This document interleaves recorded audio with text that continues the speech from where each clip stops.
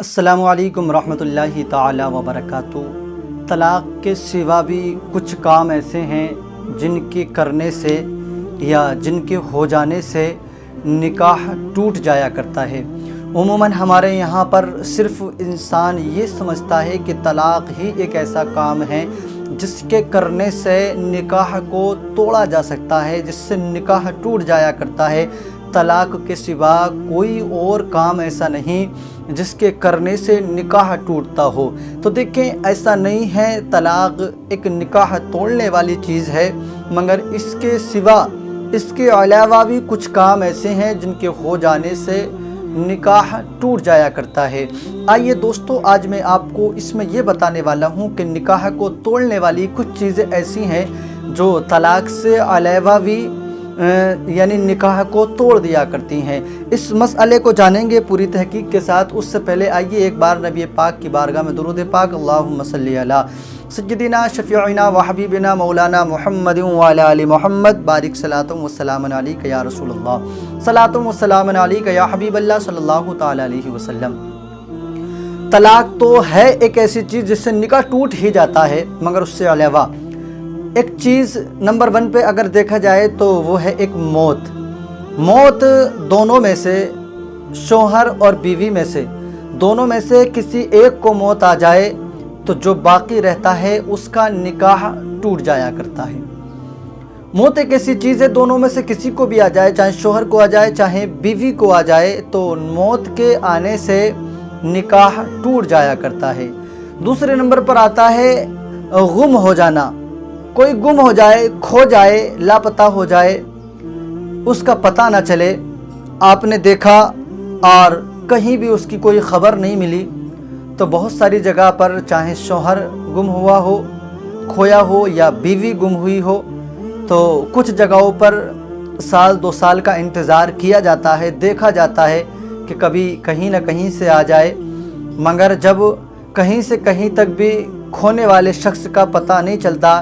تو چاہے بیوی ہو یا شوہر ہو، ان دونوں میں سے جو بھی بچا ہو وہ اپنا نکاح دوسری جگہ کر لیا کرتے ہیں۔ یعنی اگر کوئی گم ہو جائے، کھو جائے، تو اس کا بھی نکاح ٹوٹ جایا کرتا ہے اور وہ بھی اپنا نکاح کہیں اور کر سکتا ہے اور کر لیا کرتے ہیں۔ اسی طریقے سے تیسری بات، طلاق کے سوا نکاح توڑنے والی اگر دیکھی جائے تو وہ ہوتا ہے مذہب کو بدلنا۔ آپ مسلمان تھے، دونوں کا آپس میں نکاح ہوا، لڑکی بھی مسلمان تھی، لڑکا بھی مسلمان تھا، مگر نکاحی ہونے کے بعد کچھ دن گزرے یا کچھ ٹائم گزرا، بہرحال کچھ بھی وقت گزرا ہو نکاح کے بعد میں، پھر ان دونوں میں سے کسی نے مذہب اسلام کو چھوڑا ہو، اس نے کوئی اور مذہب اپنا لیا ہو، وہ کسی اور مذہب میں داخل ہو جائے یا ہو گئی ہو، چاہے مثلا لڑکا ہو یا لڑکی، دونوں میں سے اگر کسی نے بھی اپنا مذہب بدلا تو اس میں سے دونوں کا ان کا نکاح ٹوٹ جائے گا۔ اب کوئی ضرورت نہیں ہے، اگر آپ کی بیوی اگر آپ کو چھوڑ کر کے، مذہب اسلام کو چھوڑ کر اگر وہ کسی اور مذہب میں چلی گئی ہے تو اب آپ کو اس کو طلاق دینا، ڈیورس دینا کوئی ضرورت نہیں ہے، اس کا نکاح ٹوٹ گیا ہے۔ اب اس کی مرضی ہے، وہ جس سے چاہے اس سے شادی کرے، اور ادھر آپ کی مرضی ہے، آپ جس سے چاہیں اس سے شادی کر لیں۔ اسی طریقے سے ایک رضائی، چوتھے نمبر پر آتا ہے رضائی بھائی بہن۔ مثلاً جس وقت میں نکاح ہوا تھا اس وقت میں خبر نہ تھی،